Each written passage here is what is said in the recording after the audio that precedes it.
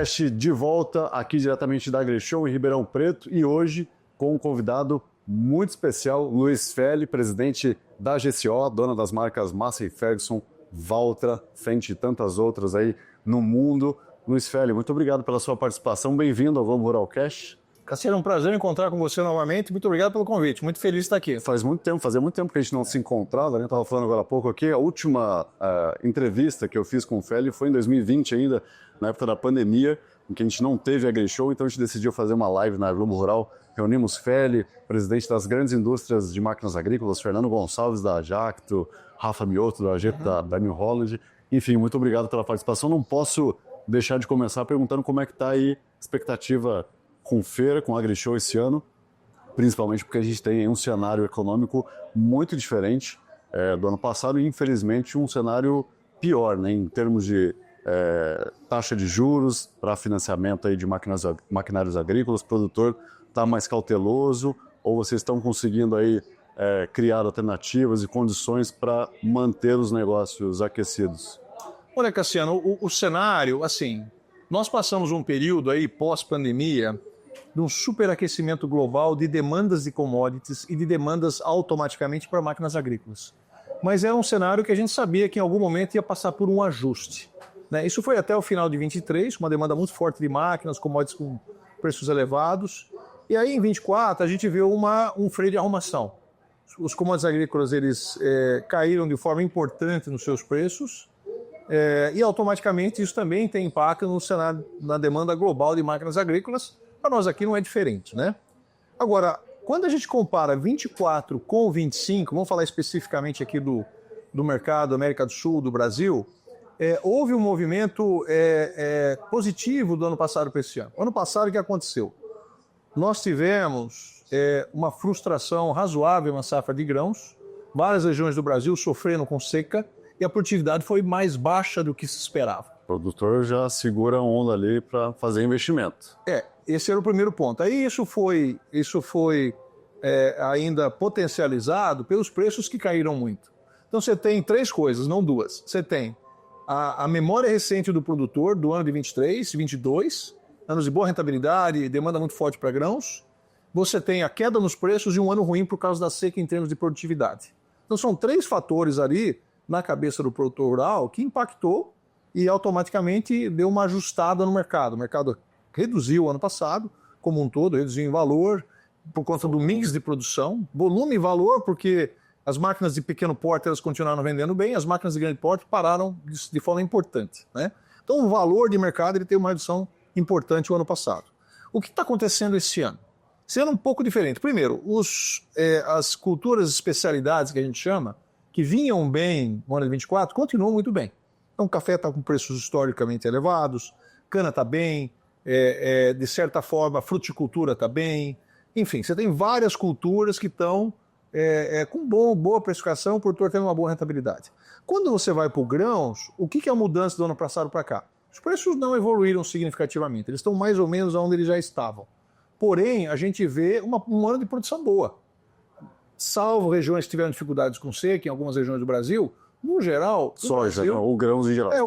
Grãos em geral. No Brasil, grãos em geral, produziu bem, foi uma boa safra, algumas regiões tiveram uma safra excelente, então o humor do produtor está diferente, e o mercado já está reagindo em cima disso. A gente já vê uma mudança no primeiro trimestre desse ano, a gente vê um mercado melhor do que o primeiro trimestre do ano passado. Felli, a gente ouviu até essa semana aqui na feira o Carreri da John Deere falando que está revisando os planos ali, a projeção de crescimento para esse ano.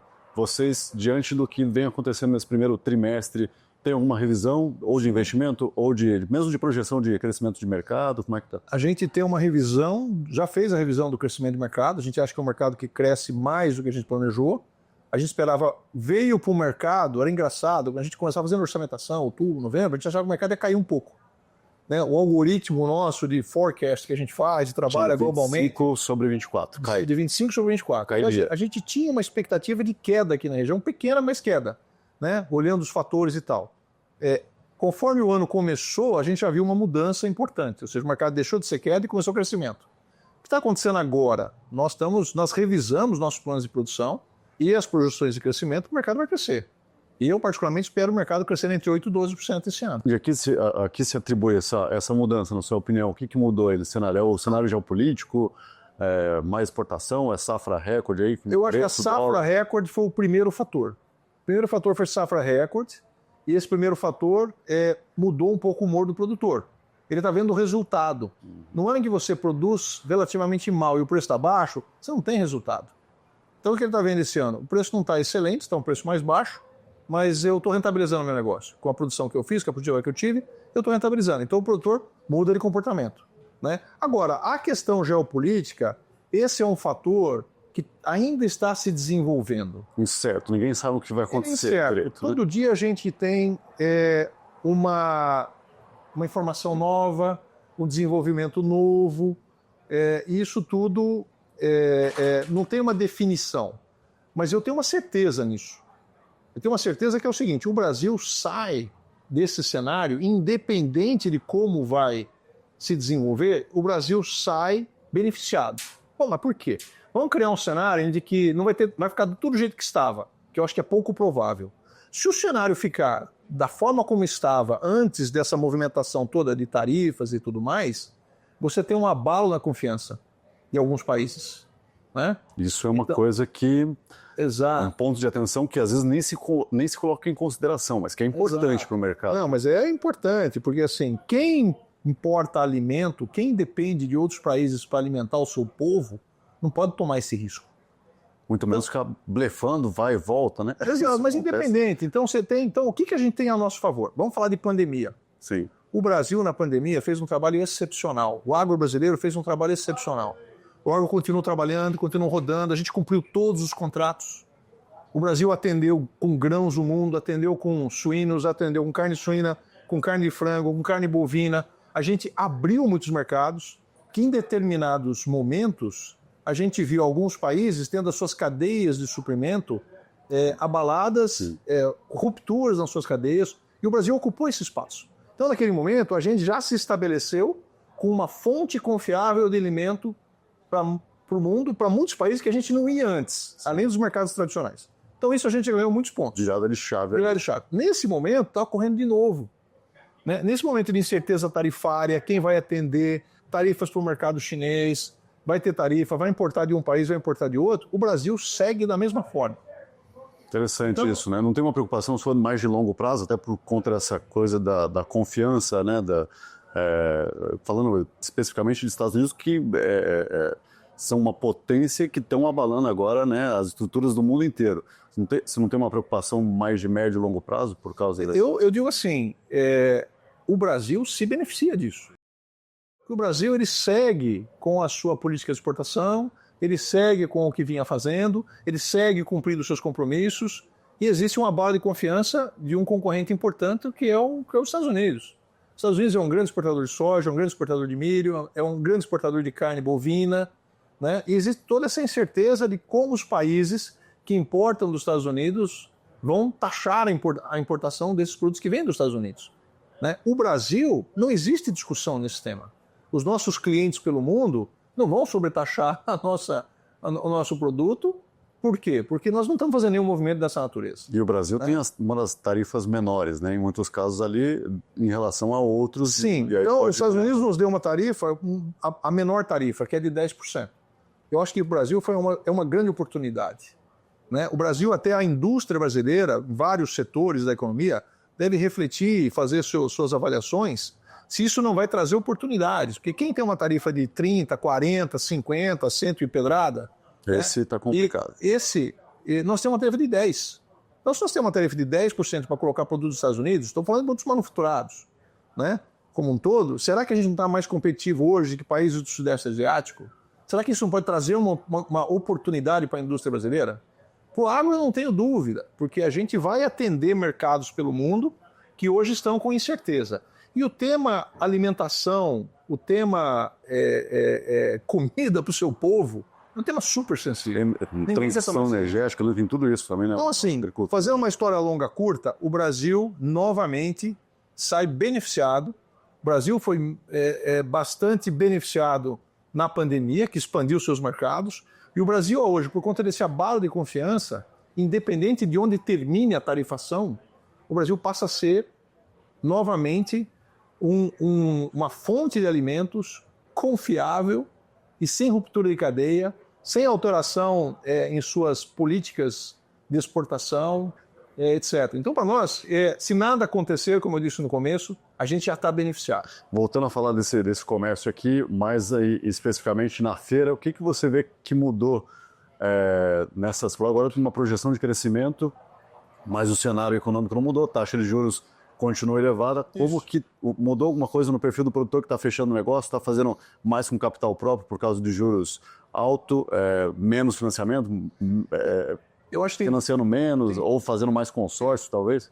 O consórcio aumenta, capital próprio ele já vinha tendo uma participação importante, ele continua. E agora o produtor... Mesma proporção, em geral? Você está sentindo isso? Está vendo? Ainda não tem um detalhe muito claro, mas o que está acontecendo hoje? O agricultor está mudando a moeda. Que hoje o agricultor consegue acessar, por exemplo, uma linha de crédito em dólar mais, sei lá, 8,5.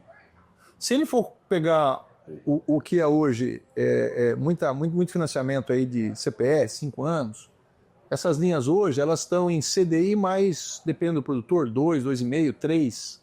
O CDI mais 3, no meio do ano, no melhor cenário, ele vira 17,50. No melhor cenário. 17,50 para 8,5, 8, 7,5, é um spread muito grande. Então eu prefiro trocar moeda. E o agricultor está fazendo isso, o agricultor é inteligente. A tarifa de 2, 3 anos atrás. Exato, então ele está fazendo, ele está começando a comprar em dólares, ele tem produto para vender em dólares, ele tem soja, ele tem milho que ele pode redear. É um produto ele pode vender, dolarizável. Né? Ele é dolarizado e dolarizável, as duas coisas. Então, assim, ele pode fazer, tem mecanismos dele vender em reais, né? Comprar em dólares, fazer um swap ainda, ou então simplesmente vender em dólar e comprar em dólar. Uma operação então, mais sofisticada, mas que está... Mas a mais agora... simples eu vou vender a minha soja em dólar, não é uma data do vencimento que eu tenho um pagamento de financiamento em dólar, eu tenho um recebimento em dólar. Né? Então ele casando data e casando moeda, ele faz um hedge perfeito. É o mais sofisticado de comprar em reais? Mas muito agricultor hoje está fazendo esse movimento. Você diria quantos por cento aí você acredita que fecha de comércio com o produtor usando todas as vendas que ocorreram ou que vão ocorrer, quantos por cento estão fechando em dólar? Eu vou fazer uma estimativa, eu não posso dizer, eu diria entre 20% e 30% do crescimento de financiamentos vai ocorrer em cima disso aí. Então, assim, é uma tendência de aumentar financiamento em dólar entre 20% e 30% do que tinha no passado. E tem bastante crédito disponível?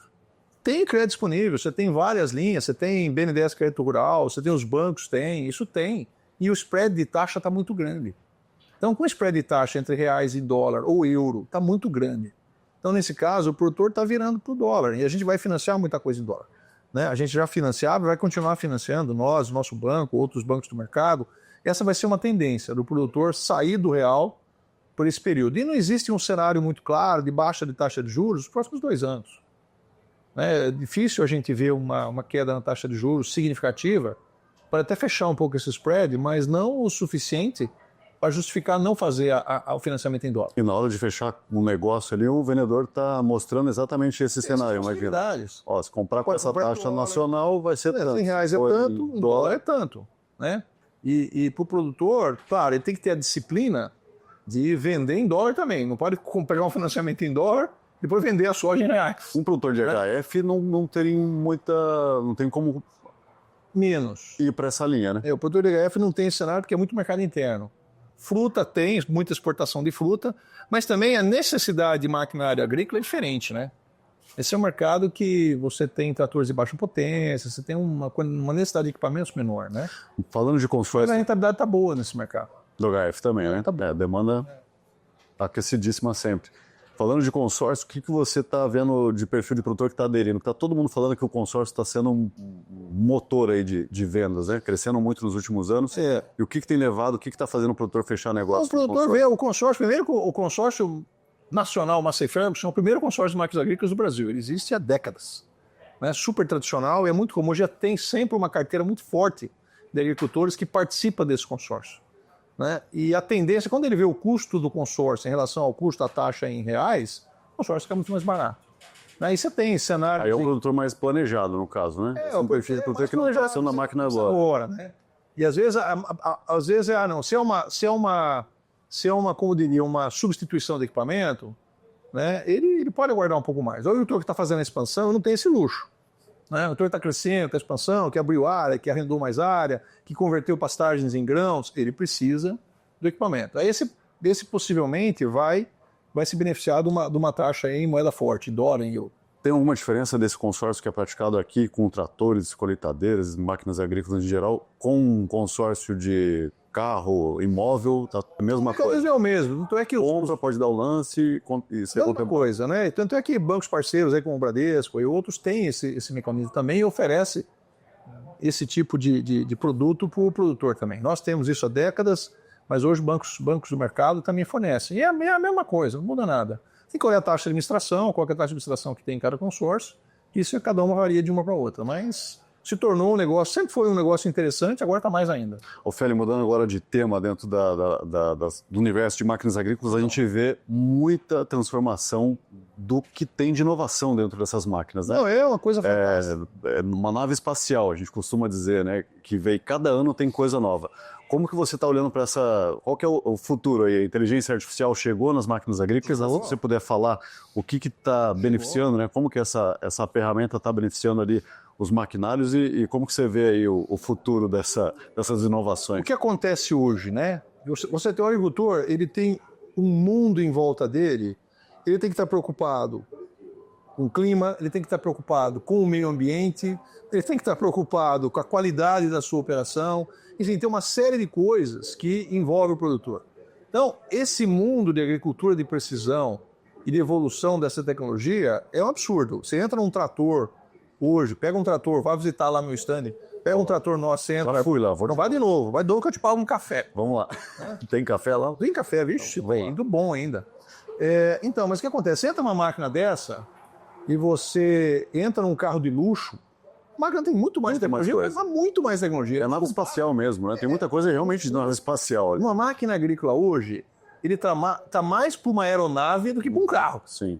Então esse que é o desafio, né? Inclusive eu lembro que muito tempo atrás, desculpa te interromper, mas a gente vinha para a AgriShow via tecnologias nas máquinas que ainda não tinham chegado. Exato. Nos carros, né? Exato. Mesmo os carros de luxo. Muitas vezes que não tem a demanda também, mas um operador de máquina, ele tem que estar mais próximo de um piloto aeronáutico do que de um piloto automobilístico. Sim. Né?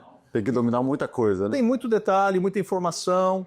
Agora, o que a gente busca é fazer com que a tomada de decisão seja muito mais simples ou que a tomada de decisão seja, às vezes, por inteligência artificial. Então, por exemplo, quando você põe... A gente tem mecanismos hoje de identificação de onde estão as ervas daninhas. A tomada de decisão não é do operador. Ela é em milliseconds, tomada por inteligência artificial. É o sistema. Recebe o input, toma a decisão, abre esse bico, esse aqui não abre, pega em cima dessa erva daninha, essa aqui não tem nada, não abre. No máximo dá um alerta ali para fazer alguma coisa diferente.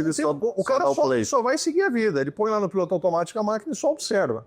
Toda essa determinação da tecnologia, tomar a decisão de pulverizar ou não naquele momento, onde tem erva daninha, onde não tem, acontecendo em milliseconds, numa barra de 42 metros, não tem o que o operador possa fazer. Com quantos bicos, às vezes? Exatamente. Cada meio metro tem um bico. Né? Você tem 42 metros de barra, cada meio metro tem um bico. Então você imagina o processo de tomar decisão só através de inteligência artificial. E que já mudou, que você veio da inteligência artificial que embarcou na máquina agrícola e mudou, fez uma virada. A gente falava 3, 4 anos atrás, era um buzzword falar de conectividade. Sim. A gente embarcou nisso fortemente, junto com outras empresas, criamos o Conectar Agro. Foi um negócio fantástico. Agora, o que está acontecendo? As máquinas não estão precisando de conectividade para tomar decisão. Essa é uma mudança. Então, o que está embarcado dentro do equipamento é suficiente para ele desenvolver essa operação, porque assim, você tem 2 tipos de informação que você precisa. Interessante isso. Você tem informações que você vai levar para o seu database lá dentro, né? Que você vai colocar isso ali, vai estar desenvolvido e você vai fazer seu planejamento, entender as suas melhorias do ponto de vista de qualidade, de operação, de precisão da operação. Existem decisões que elas são tomadas no momento da operação. as decisões são tomadas no momento da operação, a máquina tem que tomar a decisão. Não tem que fazer a conectividade para ir lá no computador do produtor, para voltar, não dá tempo. Olha, a própria conectividade já virou... Quem não resolveu ainda está resolvendo. Não, se resolve. Mas assim, hoje é mais importante que as decisões sejam tomadas pela máquina imediatamente do que você ter a conectividade. A conectividade é importante? Mas a conectividade é importante para você ter os dados depois, para você fazer a sua avaliação depois. A decisão da qualidade da operação, da melhoria, da eficiência, ela tem que ser tomada naquele momento, na hora da máquina. Você consegue dar um exemplo prático de uma operação? Você é produtor rural também e pode falar isso com... Eu vou dar um exemplo assim, ó. Vou te dar um exemplo. Nós temos uma tecnologia dentro do nosso negócio, na Precision Planting, que se chama Smart Firmer. Ele é uma haste que anda no sulco de plantio e, por refração de luz, ele mede a quantidade de matéria orgânica no plantio, isso que tem naquele sulco de plantio. Em função disso, ele muda a quantidade de sementes por hectare que você planta. Se ele percebe que tem um ambiente que você pode adensar o número de sementes, ele adensa. Se você tem um ambiente que não permite adensar, ele não adensa. Né? Então, assim, como é que se toma essa decisão sentado numa cadeira? Longe da máquina, né? Não existe isso. A decisão é tomada na máquina, pelo sensor. Então, assim, sensoriamento, toda a parte de imagem, né? Toda a parte de monitoramento. Então, você tem monitoramento das máquinas, você tem monitoramento do ambiente, né? Momento de clima, do que está acontecendo no sulco de plantio. Você tem todo do que está acontecendo das plantas, das ervas daninhas. E o futuro, você está identificando os insetos sendo identificados. Até isso você vai fazer. Tudo ao mesmo tempo. Tudo isso. Então, assim, não tem como resolver o problema com conectividade. Conectividade é importante? Mas é mais importante que a inteligência embarcada na máquina tome essas decisões. Por isso é que eu digo, está mais para aeronave Sim. do que para automóvel. Mesmo Mesmo de Fórmula 1. Sim, interessante. Legal. Você estava falando agora sobre o operador que faz pouca coisa, né? A gente já vê isso muito no campo, né? Mas tem também um problema de mão de obra no campo, né? A gente estava falando agora há pouco sobre isso. Como que você olha para isso? Porque não é uma exclusividade da agricultura ou da pecuária, são todos setores, mas o agro tem algumas especificidades, né? De mão de obra. Tem problema ainda de mão de obra? O que falta e como que se retém essa mão de obra no campo? Considerando mesmo com toda essa tecnologia, conectividade e tudo mais. Eu acho que o problema de mão de obra hoje é um problema no campo e na cidade. E ele está bastante agravado. Né? Eu acho que o desafio nosso é como, através de políticas públicas adequadas, a gente incentiva as pessoas a buscar a sua autonomia, a buscar a sua independência. Né? Porque hoje você tem muita gente que poderia estar trabalhando e não está. Né? Que tem a preferência de trabalhar de maneira informal. Qual que é o problema, na sua opinião? O que está causando esse déficit de mão de obra? Eu acho que tem um monte de coisa, sabe? Eu acho que tem um tema cultural. Eu acho que o mundo mudou, né? O mundo da internet, o mundo dos influencers, o mundo das redes sociais está trazendo... As apostas agora também. Apostas. Está trazendo uma transformação cultural. E as pessoas estão vendo a vida de uma forma um pouco diferente. Achando que vai conseguir ser influencer, achando que vai... Muitos conseguem. Sim. Achando que vai conseguir ganhar dinheiro. Tudo bem, né? Tudo bem. E tudo bem. E aí cada um faz a escolha que quer, né? Sim. A beleza de um país democrático como o nosso são as escolhas que as pessoas podem fazer. Mas assim, do ponto de vista de disponibilidade de mão de obra, aí você tem outros mecanismos de auxílio que se juntam a essas mudanças, essas transformações culturais. Como é que a gente, do ponto de vista, os mecanismos de auxílio em momentos necessários são alinhados com políticas que permitam que as pessoas vejam incentivo para que busquem fazer o seu trabalho dentro de um ambiente desejável. A qualidade... Eu sou do tempo que se cortava cana no Brasil com facão. Sim. Né? Ou seja, o cara vinha, cortava cana no facão, queimava cana, entrar no canavial queimado e cortar cana é um trabalho... não vou dizer que é desumano, mas é um trabalho... insalubre, né? Hercúleo, é um trabalho desafiador. Tudo isso acabou.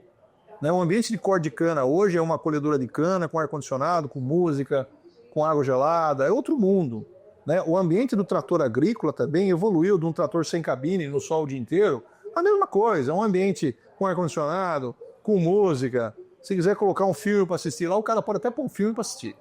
Né? Então é um ambiente muito mais agradável, um ambiente muito melhor. As condições de trabalho também melhoraram. E mesmo assim tem Né? problema, né? E mesmo assim tem um desafio grande. Então eu acho que é uma reflexão que a sociedade brasileira precisa fazer. Eu não tenho a solução, não sei exatamente qual é o problema. Né? Todo mundo tem ideias do que pode ser o problema, Sim. mas eu acho que a gente precisa se debruçar sobre esse assunto de uma forma bastante profissional e bastante focada, porque é um desafio para o país. Né? O Brasil tem um potencial absurdo. Eu queria falar, Né? uma oportunidade. Né? O que a gente está fazendo, o Brasil que nós estamos fazendo, nós somos o terceiro maior produtor mundial de frutas e a gente exporta muito pouco em relação ao que a gente produz. Parabéns, mercado interno bem abastecido. Mas o potencial de produção do Nordeste brasileiro de fruta é uma coisa sensacional. Já que você está falando disso, agora nós vamos para um bônus track daqui. Para quem não sabe, Tá Luiz certo. Felli é produtor de soja, muita gente já sabe, produtor de criador de gado, integração e um dos mais novos investidores no mercado de fruticultura, já que você está falando disso, Isso aí. no Vale de São Francisco. Como você está olhando para esse setor aí, que eu sei que você é apaixonado, e conta um pouco dessa sua história com esse setor e por que você foi para o Vale de São Francisco. Não, eu fui fazer uma visita para o Vale e fiquei apaixonado, achei um lugar maravilhoso. Quando foi isso? Né? Eu fui fazer essa visita no início, finalzinho de 2017 e início de 2018. Então eu olhei aquilo lá e falei, nossa, eu tinha que ter vindo para cá antes, né? Você vai ali... Quero morar aqui. Eu quero morar aqui, não tenha dúvida. Dura convencer a esposa, mas aí tem que convencer a esposa, a filha, os netos. Sem os netos ninguém vai para lugar nenhum. Então é um pouco mais difícil, mas é um lugar onde você tem renda, você tem emprego, você tem prosperidade, você tem boas condições de vida. Então, assim, melhorou demais aquele mundo, né, da caatinga brasileira, do sertão, do Nordeste, essa produção de frutas. Você tem um oásis de E lá você está produzindo basicamente uva, né? Nós produzimos uva, o Vale uva, produz manga, produz coco, hoje tem até pera sendo produzida no Vale. Que legal. Muita gente investindo, e a gente começou o investimento de uvas lá, acho que 4 anos atrás, começamos do zero. Hoje nós temos lá, sei lá, empregos diretos, quase 500 funcionários. Emprega muita gente. É muito emprego, é muita gente. Quantas pessoas por hectare uma mais ou menos fazenda de uva? 4 a 5 pessoas por hectare. Por hectare. Então, Por hectare, são né? 100 hectares, são 100 vezes 5. É isso aí. É isso aí. Nós temos lá 92 hectares, estamos lá com 450 pessoas. Só na produção, fora o resto. Produção, packing também, né? Tem parte de embalamento Ah, tá. que exige, mas no geral é mais ou menos isso aí. E né? tem potencial para crescer muito mais ainda. Tem, o Brasil tem um potencial enorme, a região tem um potencial enorme, tem muito trabalho sendo feito, tem tecnologia, tem variedades protegidas, o mercado gosta. Hoje você quer uma fruta, você quer comprar uma uva, você quer sem semente, você quer com crocante, né? Aquela que você vai morder, ela resiste, Tem uva para quebra. todo gosto, né? tem todo do gosto, Brasil e do exterior, né? Do estrangeiro. Né? Tem cores, é uva mais verde, a outra vermelha, a outra Com semente, roxa, mais a outra semente, menos preta, semente. negra, sem semente é a preferência do mercado. Sim. Né? Então, assim, tem um potencial enorme. O Brasil tem um potencial maravilhoso. Eu me apaixonei por esse negócio e a família resolveu investir. Minha filha liderou a implantação disso aí. E estamos lá. Tá indo muito bem. Estamos lá. Felli, muito obrigado pela Agradeço. sua participação aqui no Globo Rural Cast. Espero que a gente não demore tanto tempo para a gente se reencontrar. Demorou quase 5 anos. Luciano. Dia que você E quiser. me comprometo a gente pelo menos tomar mais um café hoje Prazer, ou amanhã aqui na feira. Tá bom. É isso, o Globo Rural Cast fica por aqui. A gente volta no próximo episódio. Eu ou Isadora Camargo, diretamente aqui da AgriShow em Ribeirão Preto. Até mais.